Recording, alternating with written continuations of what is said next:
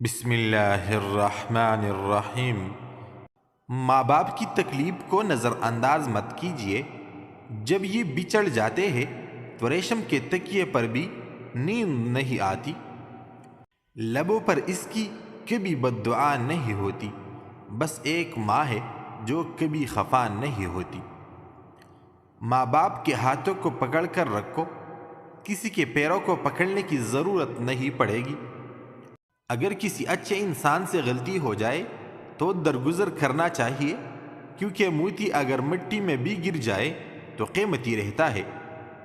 حضرت عمر فاروق رضی اللہ تعالی عنہ نے فرمایا، جس نے رب کے لیے جھکنا سیکھ لیا وہی علم والا ہے، کیونکہ علم کی پہچان عاجزی ہے اور جاہل کی پہچان تکبر ہے۔ ڈر اور خوف انسان کو کسی نہ کسی کا محتاج بنا دیتا ہے۔ اس سے بہتر یہ نہیں کہ اس رب سے ڈرو جس نے ڈر اور خوف کو پیدا کیا۔ تم دوسروں کے راستے کی رکاوٹیں دور کرتے جاؤ، تمہاری اپنی منزل کا راستہ آسان ہوتا چلا جائے گا۔ آنسو خالق اور مخلوق کے درمیان کوئی پردہ نہیں رہنے دیتی۔ جب ناخن بڑھ جاتے ہیں تو ناخن ہی کاٹے جاتے ہیں، انگلیاں نہیں۔ بالکل اسی طرح جب کسی رشتے میں غلط فہمیاں پیدا ہو جاتی ہے تو غلط فہمیاں ختم کرنی چاہیے، رشتہ نہیں۔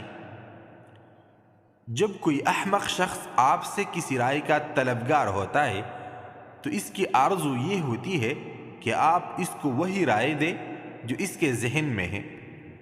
اگر تم کسی کو پہچاننا چاہتے ہو تو اسے غصے کی حالت میں دیکھ لو۔ غصہ بدنیت انسان کے اندر کی غلاظت کو ایسے اگلتا ہے جیسے کسی جوہر میں پتھر پھینکنے کے بعد نیچے تہہ سے کیچڑ اوپر سطح پر آ جاتا ہے۔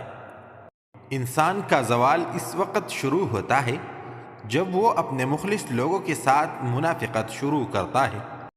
باپ کی محبت چٹان سے زیادہ مضبوط اور پھول سے زیادہ خوشبودار ہوتی ہے۔